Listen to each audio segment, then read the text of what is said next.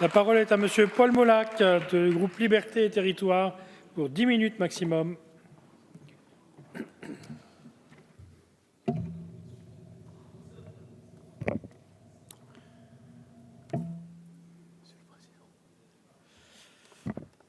Monsieur le Président, Monsieur le Ministre, mes chers collègues, ce débat sur le recul de l'État, sur lequel nous sommes amenés à discuter à la suite d'une proposition de résolution du groupe socialiste et apparenté, vient aujourd'hui à peine nommé.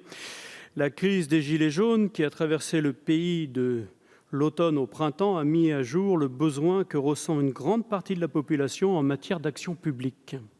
Et cela concerne en premier lieu l'action de l'État.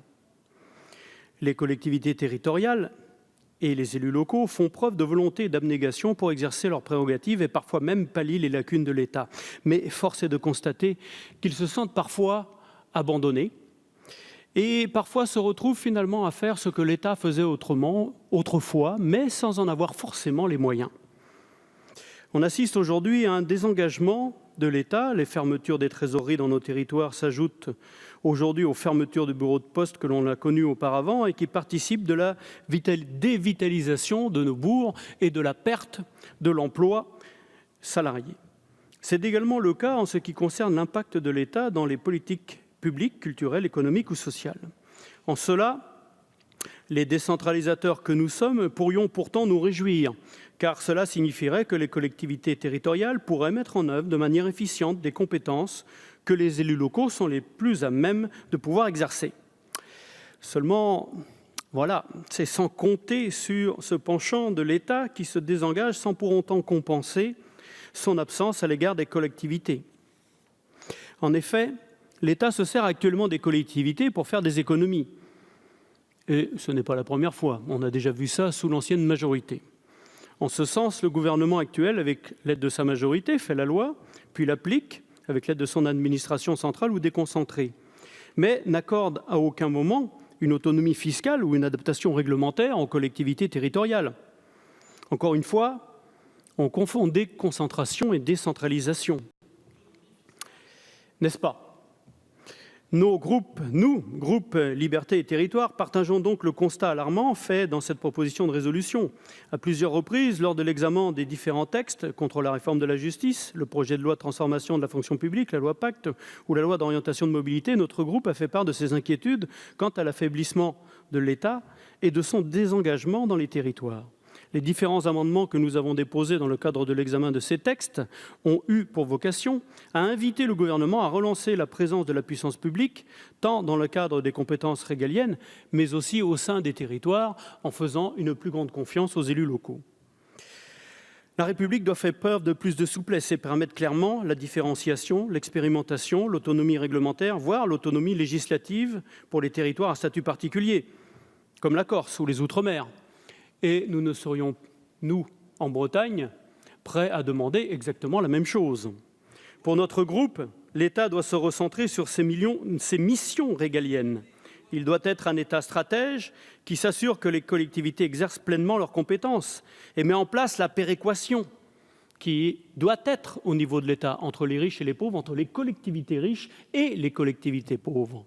Et pour ceux qui, finalement, penseraient que tout cela ne peut amener que du libéralisme supplémentaire, quand je prends le statut, par exemple, de l'Écosse, où l'enseignement supérieur est encore gratuit alors qu'il est payant en Angleterre, ils profitent finalement de leur statut pour être plus social que ne l'est l'Angleterre.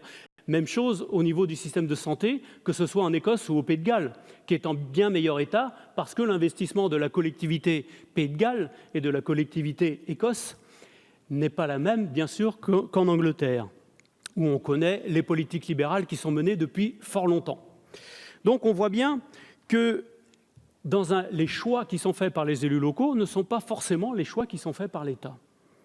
Et quelquefois, c'est bien pour le bien de tous leurs citoyens.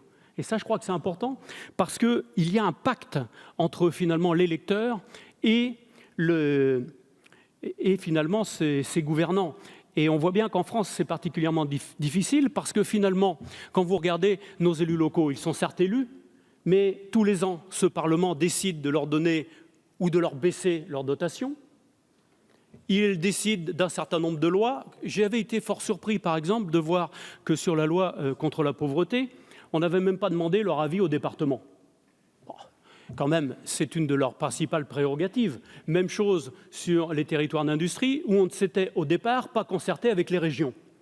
Donc, l'État doit être certes stratège, mais il doit aussi travailler en synergie avec les autres.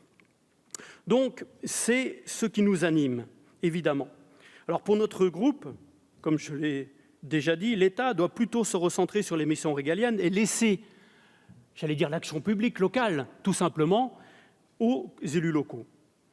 Alors, cette proposition de résolution ne pose pas la question de la redistribution des compétences entre l'État et les collectivités territoriales et de la nécessité de repenser les relations entre l'État et les collectivités territoriales, ce qui est, selon nous, un préalable indispensable à toute relance efficace de l'État.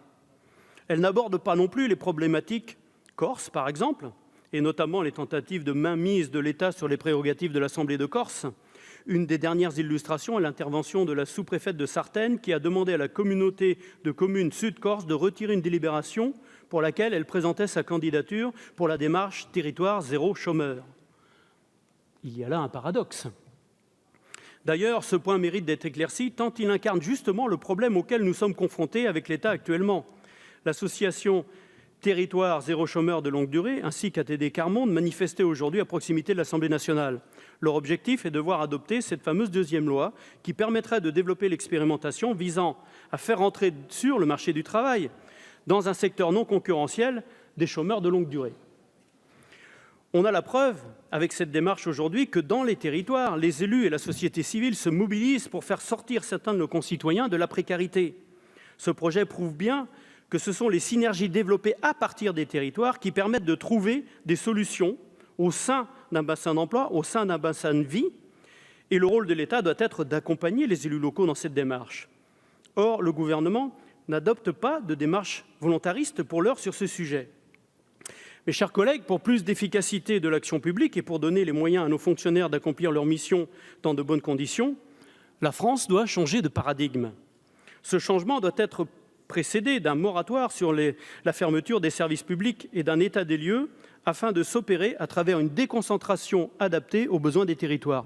Notre groupe avait déposé des amendements en ce sens lors de l'examen du projet de loi de la transformation de la fonction publique. Nous regrettons que cette proposition de résolution ne demande pas ce moratoire et un état des lieux sur les services publics dans les territoires.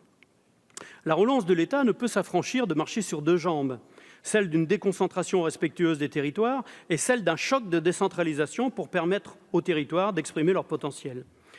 Notre groupe a fait part de sa vision et de ses propositions au président de la République à l'occasion de notre réponse aux 32 questions du président dans le cadre du débat national. Nous avons également dévoilé notre projet de relance de l'État dans un rapport de 50 propositions que nous avons présenté en Corse en mai dernier. Il est indispensable de mettre un coup d'arrêt au processus de recentralisation qui s'opère depuis quelques mois et de donner aux territoires les moyens de vivre et d'agir au plus près des attentes des concitoyens. Cela signifie qu'il faut revoir le maillage des services publics dans les territoires. Si le numérique est un moyen de remettre l'État au cœur des territoires, celui-ci ne peut être le seul moyen, ni l'alpha et l'oméga.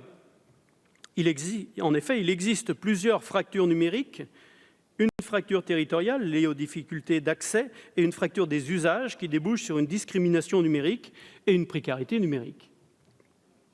Notre groupe appelle depuis plusieurs mois le gouvernement à adapter un authentique pacte girondin qui confierait une large autonomie aux collectivités territoriales, appliquerait pleinement le principe de subsidiarité et donnerait plus de pouvoirs réglementaires, allant jusqu'à la possibilité de confier une autonomie législative aux collectivités qui en font la demande.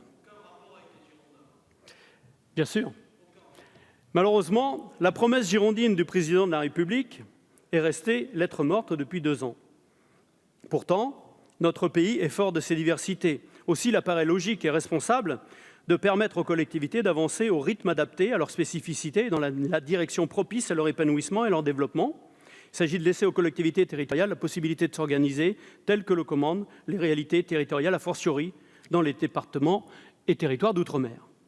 Nous regrettons donc que cette proposition de résolution n'aborde pas l'angle de la décentralisation et qu'elle n'envisage pas la nécessité de redonner aux élus les moyens de s'engager et d'agir.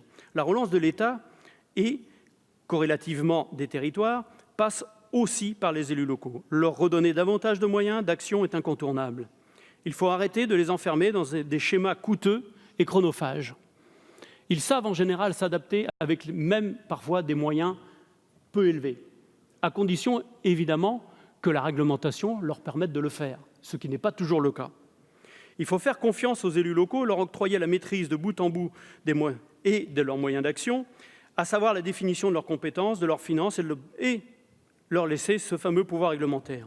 Le gouvernement doit comprendre que la relance de l'État est indissociable d'une relance des moyens d'action des élus locaux à travers le triptyque décision, réalisation, financement. Notre groupe s'abstiendra sur cette proposition.